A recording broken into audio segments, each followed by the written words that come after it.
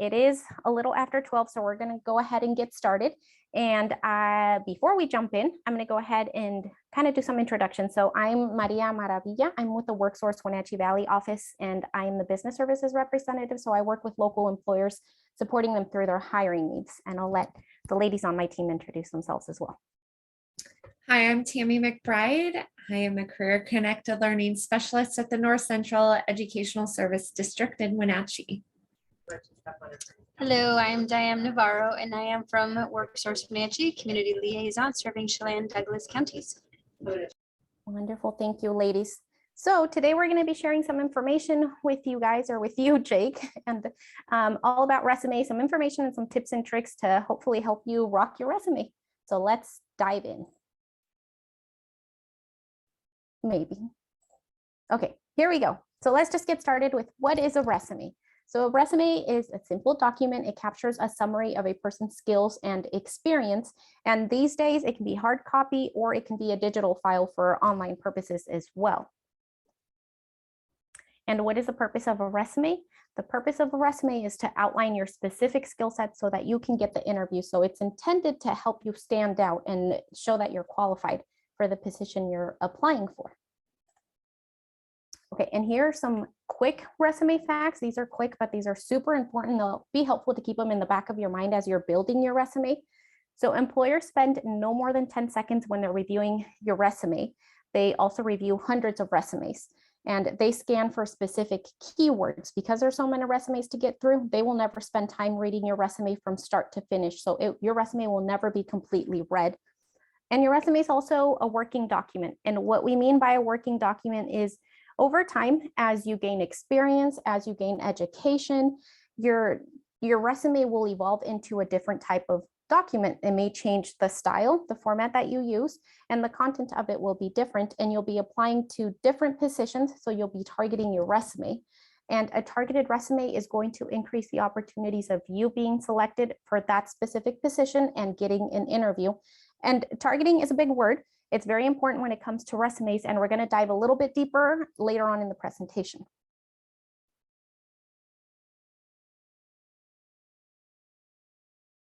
Okay, well, that was interesting. What just happened? Let's go back up. Sorry about that. If my toolbar goes away.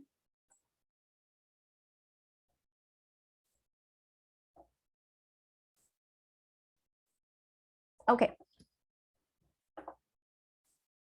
So now we can talk a little bit about the resume styles. There's actually 3 styles. There's the chronological, the functional, and the combination. And the chronological organizes your work history from the most recent to the oldest. And this type of resume we recommend to those individuals that have a lengthy and a steady work history, so that it outlines all the dates for their specific employment and experience. And then there's the functional. The functional is the one that is ideal for those individuals who have a little bit of work experience or who are recent graduates. And this specific style focuses on highlighting your volunteer work and any transferable skills. And this is the one that we recommend to students, to youth. It's the most ideal for your current situation with work. And then there's also the combination. The combination is a little bit of both, a little bit of the chronological and a bit of the functional, where it combines those, and it equally emphasizes your skills and your work experience. So a combination. Okay, and now here we have on the screen a sample of the functional. We said that the functional is the style that we recommend for you guys. And this style on the screen, this is actually a template of the functional, and Diane's going to take a little bit of a deeper dive and break it down for us a little more. So I'm going to go ahead and hand it off to Diane. Thank you, Maria. And as you mentioned, this is a template of what we're going to be constructing today. So the first thing that you do once you've identified what resume format you want to use, which in this case we've kind of suggested that the functional is best for someone who has limited or little experience. So the first thing that we want to do is we want to start gathering all of the information so that we can start plugging it into our resume. And that information is going to include things like, what was your education, where did you go? For experience, it would be what your work history. Where did you work in the past? What were the names of the employers, if you had one, or experience? Hello, we'll give you a few seconds to get set up. If you want to give me a thumbs up when you're ready, I can see you moving the camera. Macondo, are you ready? So I can, let me know when you're ready and I'll pause for a second while you get ready. Mark, you're muted. Did it again. Thank you. Yep, Mark Hondo from Quincy here. I have a group of freshmen and sophomores, so thank you guys for putting this on today. Yeah. Awesome, thank you. Thanks So for Maria, if joining. you wouldn't mind going back to this slide so I can show the template real quick and that way everybody can see it. So we were just talking about the different styles or different formats of resumes, and one of them being the chronological that highlights a little bit more of work experience, which is more for someone who has had a steady career or someone who's had a lot of work experience. And then we have the functional resume that is for someone who has a little bit less experience, maybe for like high school student or someone who recently graduated. It does highlight a little bit more of your skills and abilities, any volunteer work, and if you have experience, it will also include it. And then we have the combination. And for someone who is in high school or someone who's going to graduate who has maybe very little experience, the functional resume is what we recommend. So the next slide shows us a little bit of a template of what that looks like. And so with that functional resume, this is what we're going to do today. We're going to work on that functional resume. So this is the template that we're going to be using, where it kind of gives us our personal information, like the name and contact, and then our history. And for this one, it's going to be focused more on skills and abilities versus experience. And go ahead and next slide. And so once we've decided what format works best for us, in this case, we're going to use the functional, we're going to start gathering all the information that we want to include in the resume. And that can include your work history. So if you have had a summer job, who was it with? What did you do and how long were you there? Or maybe you did do some work, but it wasn't paid. It was more volunteer work. We want to know that too. So start gathering that information. Again, what did you do? Or who did you do? Who did you work with in this volunteer opportunity? What did you do? And you also don't have to have had it work. You could have any involvement. That could be either in clubs or sports, or if you had any special projects or assignments during your time in school. So maybe you had maybe you're having your senior project, or maybe you had some type of project where you were the lead and you maybe had to present it to the class. Just a project that really stands out to you that you gained skills after completing it. And so I'm going to give you guys a few minutes real quick, about 5 minutes, to gather some of this information. So just brainstorm a little bit with me and start thinking of, did I have any work experience or have I worked in the past? Write that down. What volunteer work you did, go ahead and jot that down. What sports or clubs were you involved in? Write those down. And then any special projects that you'd like to include. So I'm going to give you guys a few minutes. So it's 12:12. I'm going to give you guys till 12:17 to gather some information, and then we will come back and continue with constructing our resume. So again, that's 5 minutes and we'll be back. If you guys have any questions, we're still here. So go ahead and ask away.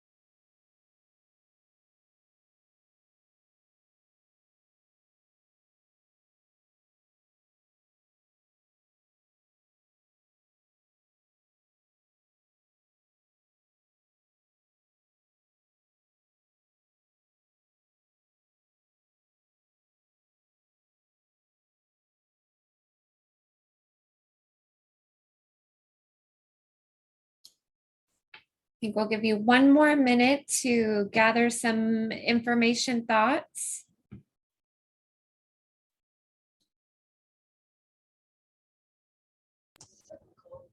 I'll share some of mine that I have written down just so that you guys get an idea while you're still thinking. I was in track and field and I was on the varsity team. I was one of the leads, and that included helping set up the equipment when there was a meet, setting up hurdles, taking down hurdles, also running the group through our warm-ups, leading them to our warm-ups. And then I also worked at a video store where I met in the summer where I would do customer service and check people out at the cash register. At the football games, I also helped at the concession stands, and I would count the change back as people paid us. And I also had a paper route. So I would deliver newspaper to people's houses, and I would engage with customers as I was giving them their newspaper.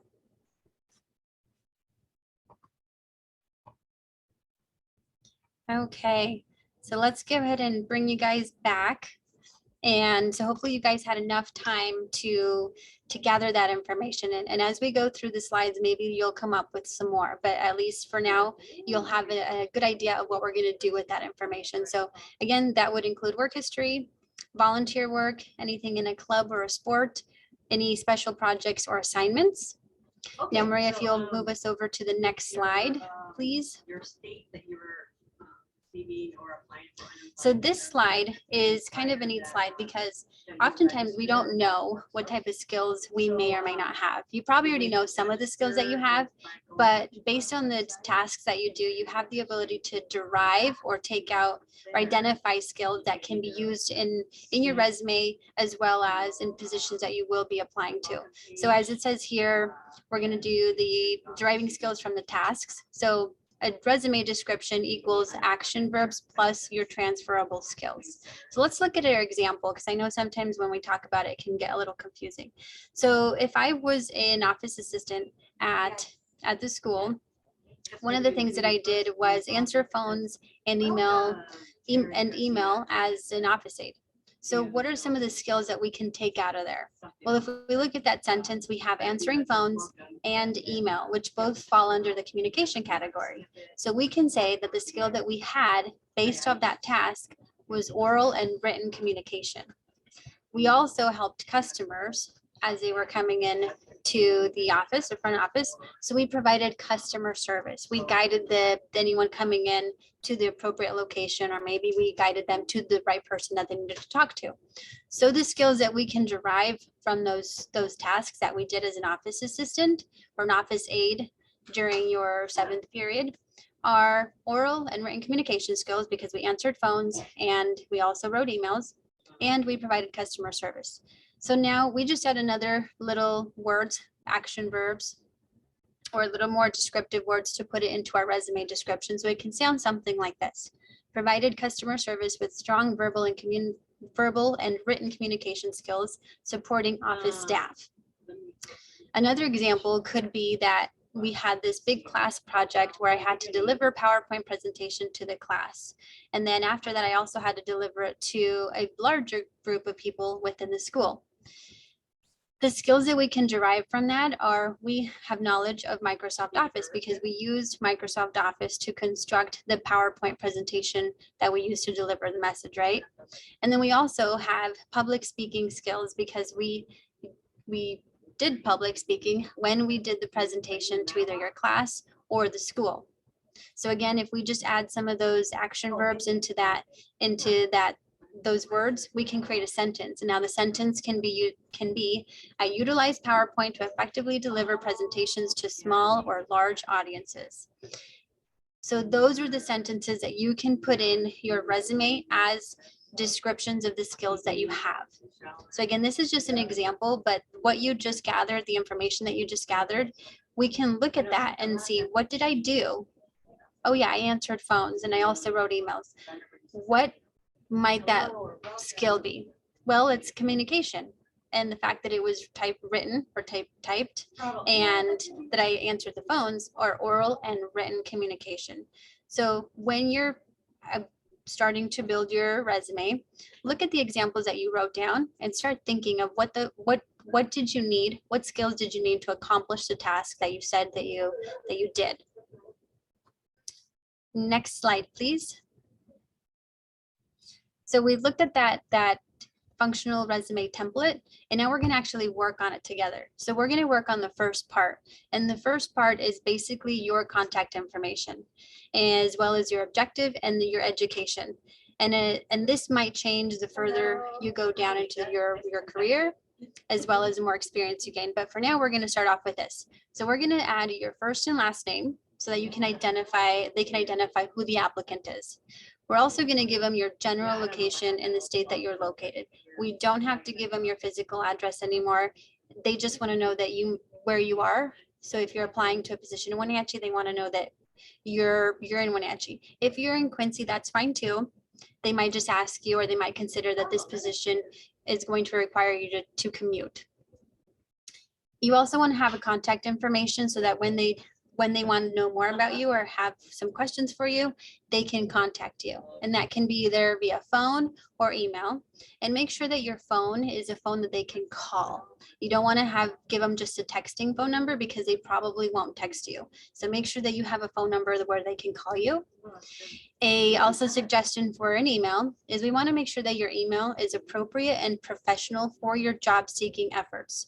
So if you have an email that is like babygirl22@hotmail.com, that's not necessarily professional, or it doesn't make you look like a professional candidate. So if you have an email similar to that, I would encourage you to create an email that that sounds more professional. In addition to that, if you're using your school email, you just have to make sure that you still have access to it. So if you're a senior who's graduating this year and you use your school email, you might not get that information after you graduate. So I don't know how it works with the school. You might not have access to it. So if that is the case, I would encourage you to create an email where you're going to be able to have access for when employers try to reach out to you. You also have your objective, and in your objective statement, you want to tell the employer why you submitted this resume with your application, and give them a little bit of why or what skills you have that make you a good candidate for the position you're applying to. And then we'll also state the education that you have. So where you went to school, and if you graduated, then you would put your graduation date. If you haven't, then we'll put in an anticipated graduation date. Go ahead, Maria. Really quick, we did put in the chat a resume template that you guys can use. So you can build out this resume as we are speaking. Thank you, Tammy. Oh, sorry, I was waiting for it to change. I missed it, Maria. Thank you. So now we look at this new slide tells us it's the exact same part, but now we've just filled it in. So again, we mentioned that we wanted to have a name. So in this case, it's Jane Job Seeker. She's located in Wenatchee, Washington, and she gave us two forms of contact. One of them being her phone number, 509-867-5309, and her email address, janejobseeker22@gmail.com. She also gave us an objective statement that tells us why she wants to work with us or why she's applying or submitting her resume, and gives us some skills and abilities that make her a good candidate. And it reads like this: my objective is to obtain employment in which I can utilize my skills and abilities. I have great customer service skills, and I'm proficient in social media management. I am a motivated individual with a great work ethic. She also tells us that she went to Eastmont High School at East Wenatchee, and her anticipated graduation date is June of 2022. So this is what yours might look like once you actually start filling it in. Your contact information up at the top, who you are, where you are at, and then what's your reason for submitting this application or resume, and give us some skills and abilities that make you a candidate for this job. This is the portion that might change. So Maria mentioned earlier that this is a working document, and that's what it's referring to. So we're not always going to apply to a job where social media management is going to be an adequate skill to have, correct? So if we're applying to a position where maybe more digital skills are required, or maybe more some other skill that's not social media, then we're going to have to modify that. And so your objective is one of those things that will be continuously being modified as you apply to different jobs. Next slide, please. And then we go to the second part. So here's where you talk about your summary of qualifications. And as you guys can recall, the functional resume focuses on highlighting your skills and abilities versus your experience. So what we have to do here is we have to come up with some major skills that you have. And what that means is, what are some of the biggest skills that you have? And those can be anything like customer service skills, communication skills, or digital skills. And once you have identified those skills, then we're going to provide examples that show the employer, yes, I have what I said I have. Yes, I have customer service, and here's what I did that was customer service. Or yes, I have communication, and here's some examples that show that I have communication. We encourage you to select 2 to 3 major skills and then be able to provide at least 2 to 3 examples of the fact that you do have that skill, something that supports it. So let's go ahead and take a look at an example and see what it might look like once we fill it out. So this is, again, Jane Job Seeker's resume, and her top 3 major skills are communication, marketing, and digital. And we see that she provides us some examples underneath each of the major skills. So for communications, she tells us that she facilitated FBLA presentations in the community, write and distribute monthly newsletter or school newspaper, assist with answering phones and sending emails as an officer aide volunteer, and generated emails to peers and teachers during distance learning. That does show us that those examples do say that Jane has some communication skills. So that's what we want to see. Those examples should reflect the fact that you do have those communication skills. Let's take a look at marketing skills.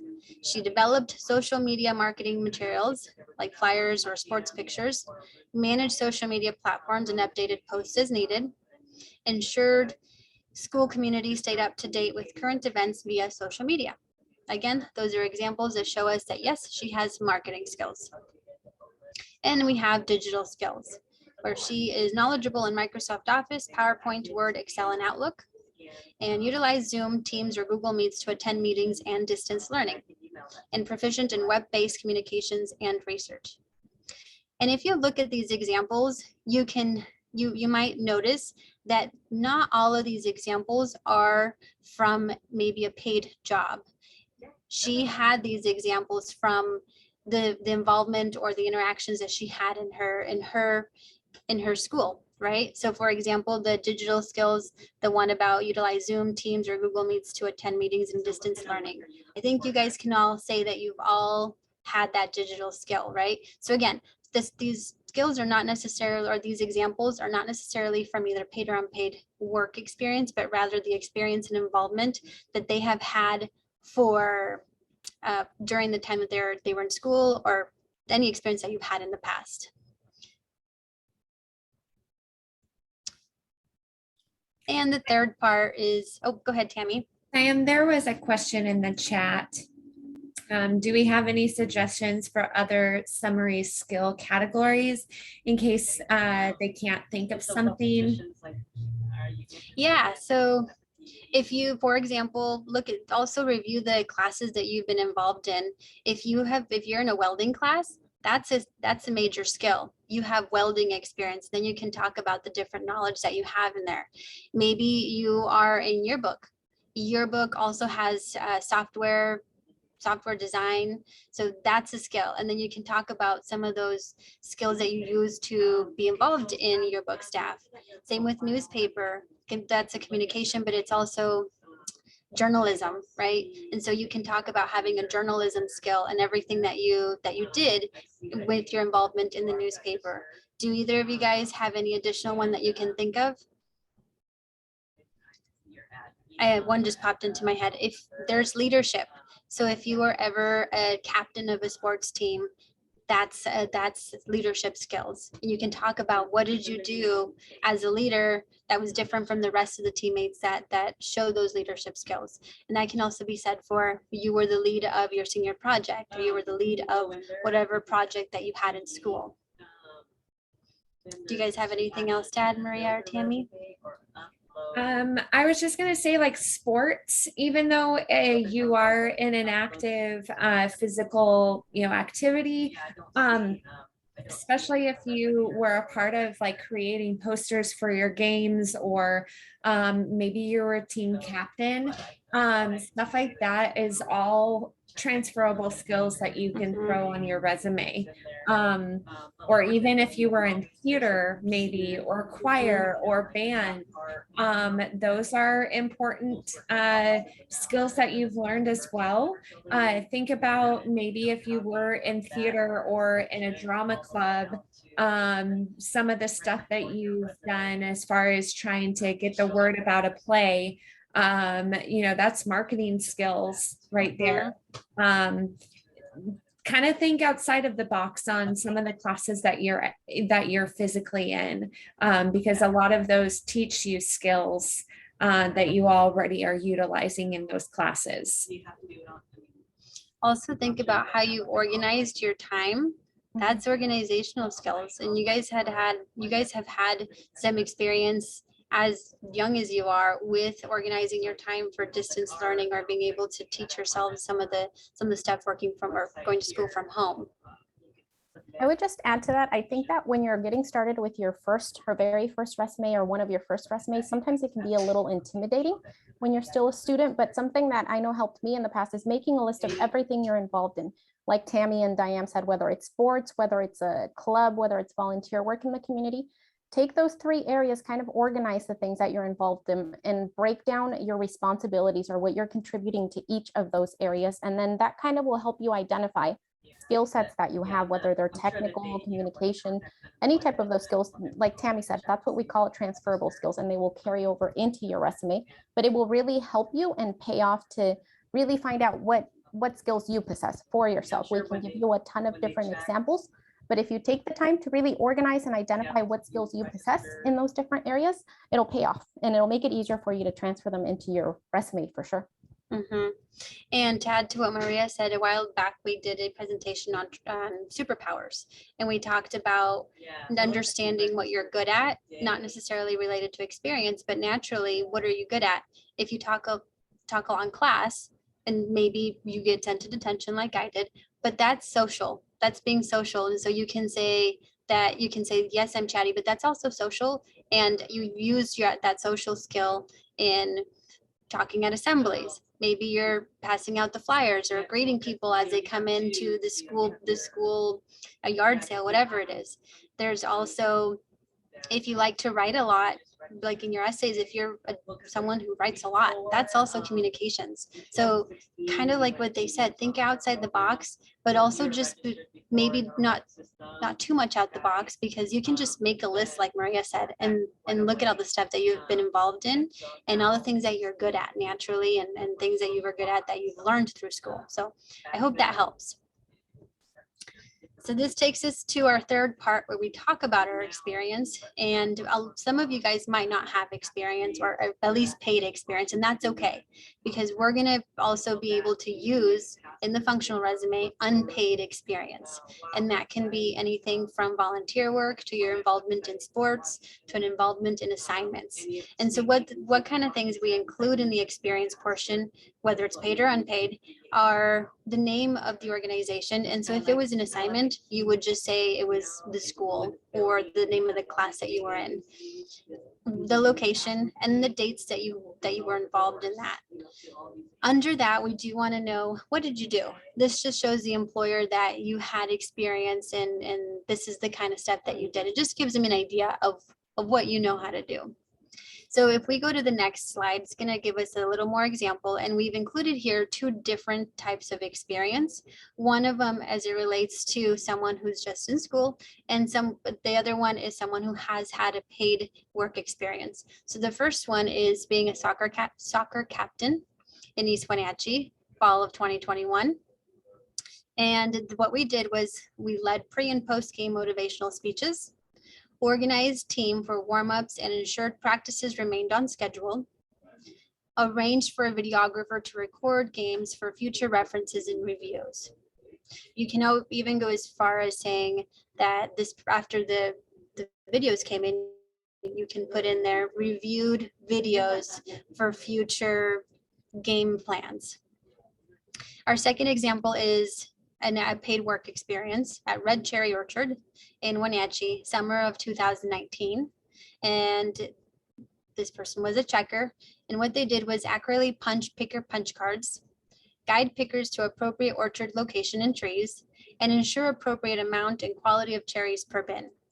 So you can see that there's different things that you can include in experience, whether they're paid or unpaid. And in the example, we can see that one has nothing to do with finances. We didn't get paid. It wasn't anything more than you're the soccer captain of your soccer team. And the other one is paid. So you can choose what you want to include in that experience portion.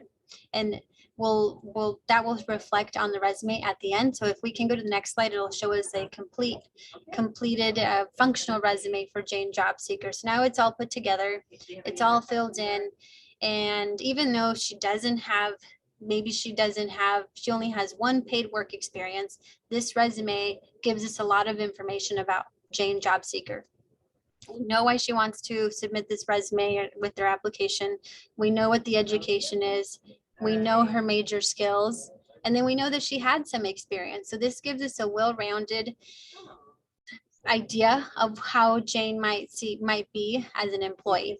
And as we mentioned, you will have to modify just a little bit, but for this one, this is a good representation of Jane for the position that she's applying that's related to social media management. So let's go to the next slide and we'll talk a little bit about some resume tips. The format, we do encourage you to keep it brief, and it's not going to be very difficult, especially with someone who doesn't have very much experience right now. One page is ideal. As you continue to gain more experience, you're probably going to add to that, and that's okay. We will just have to, when you start getting more experience in your career, you're just going to have to move your most relevant information towards the top. It'll start changing the format of the functional to the point where you might end up having to switch over to a chronological, where your education and skills might be, your education might be closer to the bottom. You're going to showcase more of the experience that you've had. Maria also mentioned that employers don't always take a lot of time to review our resumes. They also have a lot of applicants. And so we want to make sure that when we write our information, we keep it in bullets. It makes it a lot easier for them to read. And it's going to increase your chances of them actually reading the information that you want to show them. You want to make sure that you keep it clean and professional. So typing makes that a lot easier. There's not smudges or erasing marks on there, but it's just easier for them to read it, and it's easier for them to be able to skim through your resume. Use action verbs, transferable skills, and quantify your achievements whenever possible. What these mean, quantifying your achievements means anytime that you can use a number, use it. So instead of saying I assisted at the concession stands, we'll say I assisted over 50 people at the concession stands. So that lets the employer know that not only was it just one person, maybe it was just your cousin who came and bought something from you, but it's more people. You are able to handle a bigger portion of people versus just the one, but they won't know that if you just say assisted with the concession stands. So that's what it means. Just use numbers whenever possible. If you were the office assistant and you were writing emails, you were assisting the office staff. How many office staff were you assisting? Well, I was assisting 15. That gives us a better representation of your capabilities than just saying I was an office assistant. So that's what it means by quantifying your achievements. It also means that if you ever were involved in a project where you improved something that has to do with numbers, use it and use those numbers. And what this does, using action words, transferable skills, and you're quantifying the achievements, it paints a picture to the employer of the type of candidate that you are, as well as the capabilities that you have. So they're going to be able to know the magnitude of your skills versus just you have skills. So now they're going to know that, yes, this person can do this versus or handle more people, more projects, more whatever it is, a bigger amount of whatever they're doing, that you can handle it versus just telling them, yes, I have customer service skills. They'll know she's not going to get overwhelmed by having to do a presentation with 50 people. And the last thing is always have a second pair of eyes. And what that means is after you're done putting all the information that you want to include in your resume, and you've already looked at it for grammar, for spelling, all types of errors, have somebody else look at it, because oftentimes when you look at a document over and over yourself, you start missing your own mistakes. So it's nice for someone else to look at it because they're going to see what you missed. And it also is nice because they'll be able to give you some suggestions, or if you forgot to include something, they'll be able to help you out with that. So those are just some quick resume tips. And I'm going to go ahead and pass it back to Maria to finish us off with the resume. Thank you, Diane. So we're going to jump back into targeting. We brought this up at the start of the presentation, and we're going to dive a little bit deeper right now. So when we say target your resume, what we mean by that, like Diane discussed a little bit ago also, is when you're applying to a position, you're going to take your applicable skill set. So the skills that apply to the position that the employer is seeking to fill. So you take those specific skill sets and you highlight them within your resume. That means that you're creating a resume where you're showing that employer that for that specific position that you're interested in, that they need to fill, you are qualified. So you're not going to include any other skills that do not pertain to that position. And I know that can be a little easier said than done for some of us. I know when I was younger, I felt that I had to have this very complex, immaculate resume, and I felt that it was very important and crucial for me to include every skill under the sun that I felt that I possessed, so that they would know that I was amazing and I stood out from the rest. But in reality, what I was doing was I was kind of shooting myself in the foot. That was working against me, because I was giving the employer a ton of information to have to read through on that resume. It was jam-packed, and it was just giving them more work and probably a headache. And that was probably moving me down to the bottom of the list on their priority of qualified candidates. So again, target your resume, just focus on the skill set that you have, the skills that actually apply to the specific position that they're seeking to fill. And you're probably wondering, well, how do I even do this? And a tip that we recommend to you guys is taking that job description for the position that you're interested in. So if you're looking at it online, print it out. Go ahead and print it out, set it on your desk, take a highlighter, different highlighters. I love highlighters in color. Take a few different colors, highlight those keywords and the phrases of the different, like Diane said earlier, those action verbs, what they're hoping that for you to possess in that skill set, things that you can accomplish. So highlight all those different keywords and phrases, and then match them, include them in your resume. We also want to say, we don't ever want you guys to lie. So don't start matching just for the sake of making yourself look good. You don't ever want to do that. You always want to be honest, like Diane mentioned earlier, but targeting those specific keywords and those phrases will make your resume stand out. Again, being truthful so that you can set yourself apart from other resumes that may be super messy, like mine was when I was super young.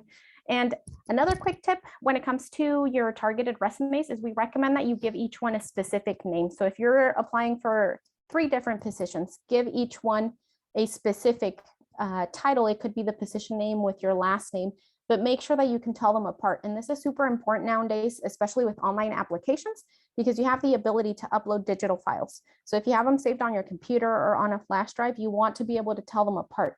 So when you go look for that resume, when you're applying to a position, you can actually provide the correct one. It would be very unfortunate and very unprofessional if you end up submitting the wrong resume, and that will probably just eliminate your opportunity to actually get considered for an interview. So that's what we can drive home with this slide is super target your resume. If you can super do it, invest a great amount of time to do it, it will pay off. It'll get you noticed because it'll help the employer see that you are in fact qualified, and then be organized, save your different resumes. And we also want to point out with the template that Diane guided us through in the examples, if you guys are working on that template with Tammy putting it in the chat as well, this is more of a general resume for you. So take advantage of this opportunity to kind of gather all of your information, but this will be a general resume. This is not one that you would submit to every single position that you apply to, say this summer when you start looking for work. This is going to be one that will kind of allow you to get started. And as you start applying to different positions, you will begin targeting like we just touched on right now. So target and some more target, and that'll get you far. Okay, and I'm going to hand it off to Tammy now. Okay, thanks, Maria. So that's a lot of information there for you. Oh, there's something blinking on somebody's screen. Thanks. So just really quick, some top interview tips for you. So I have been lucky enough to, in my career, to interview for several jobs myself in my previous positions, and then also have had the opportunity to be on the opposite end and have had the opportunity to hire a lot of people. And this is just a few that come to mind that will help you prepare for an interview. If you come to the Youth Employment Summit and let's say you do throw in your awesome resume that you just created, and you do land that interview. So just a few things. I'm going to start on the far left side here of this graphic, which is research the company. So let's say you get in there, you've turned in your resume, you turn in your application, you get an interview, and you what do? So get on there and research the company. Get onto their website and see what kind of work they do.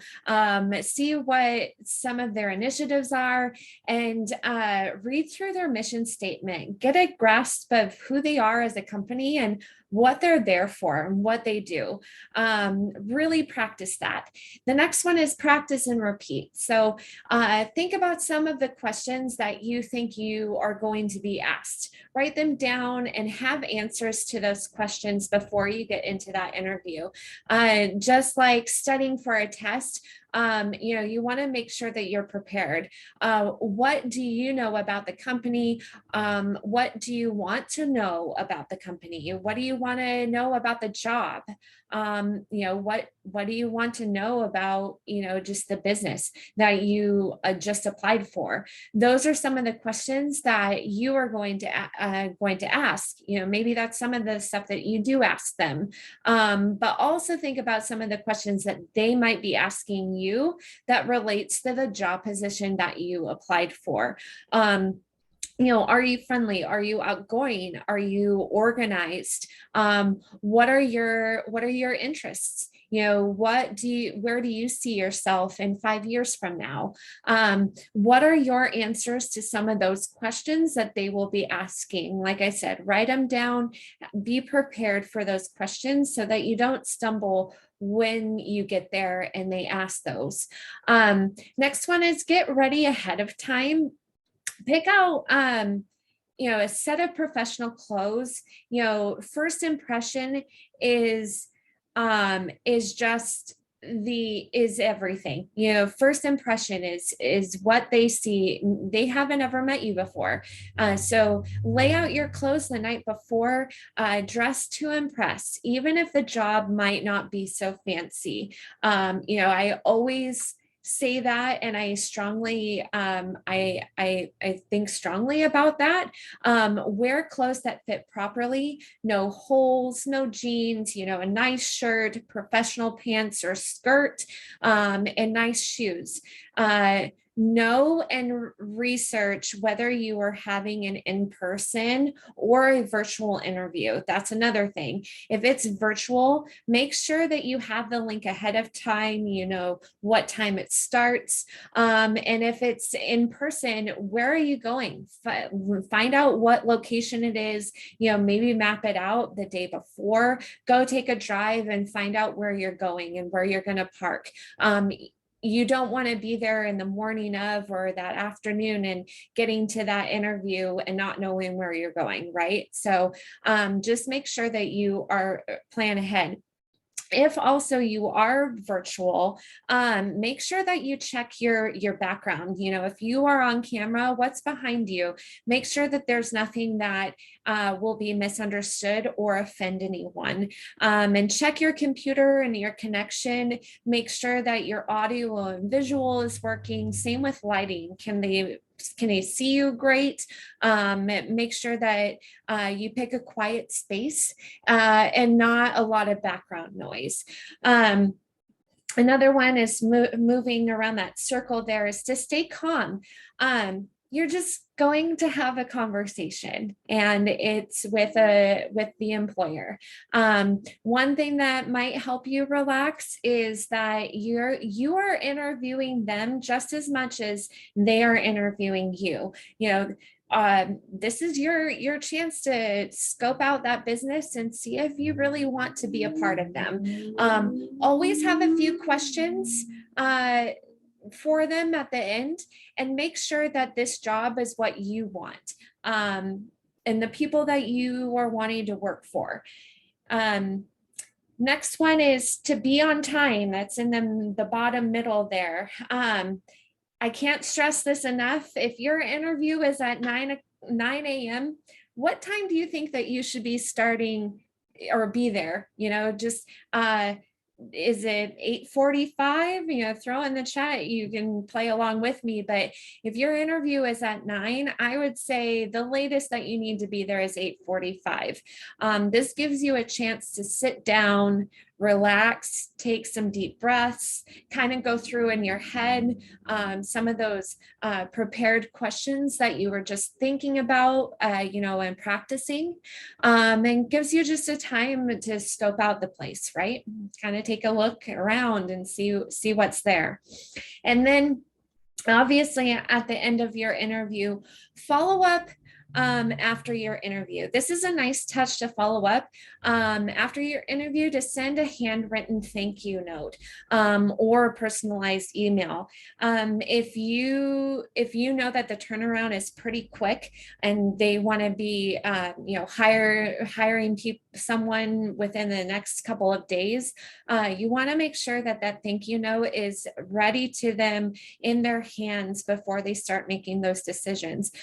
So a quick tip of mine, I always send the thank you note, if it's handwritten, the morning before or the day before I've actually done the interview, just so that it gets there in their mailbox before they even think about it. So the thing about interviewing, just a few more things that's not on this, is be yourself, be relaxed and thoughtful. Don't mix things up. And if you don't know an answer to a question, that's okay. Tell them that you don't know, but you will research it and get back to them and give them an answer. They know if you're lying or not to them. And be honest and try to make a connection with the people in that room with you. Try to remember their names, look them in the eye, and if you can, give them a firm welcome handshake when you get in and a firm welcome handshake when you leave. I think that's my biggest tips, but I know that just make sure that hopefully this is some few things to help you prepare for that interview. So I'll hand it back. Thank you, Tammy. Yeah. So with all this wonderful information that Tammy, Diane, and myself that we shared with you guys today, we just hope that you guys are feeling as excited, as confident, as prepared as this guy jumping into the elevator. This kind of shows how we want you guys to be prepared to just jump into your next interview, being all set with a targeted resume so that you're prepared and you feel confident. And we also want to wrap up today's presentation. We're at the end of the presentation with a little bit of humor. So the graphic here on the screen kind of shows what happens to resumes that are not targeted when you don't invest time and energy and put a little bit of effort into really creating a solid resume. So we don't want this to happen to you guys. When employers are reviewing their resumes, they make different piles. And one of the piles is for either the recycle or the trash bin. And we don't want your resumes to go here. So take some time to target, prepare, like Diane helped us today, guiding us through kind of organizing all of your information, preparing, targeting your skills, identifying your transferable skills, and just creating a resume that will really speak to your qualifications for that specific position. So take your time and you will have a great resume that will set you apart and it will not end up in the recycle bin. So that's what we want you to take away today. And thank you, everybody. Are there any questions? You guys can type the questions in the chat at this point, or if you'd like to unmute and ask some questions, we would absolutely love that. Or if you have any comments as well.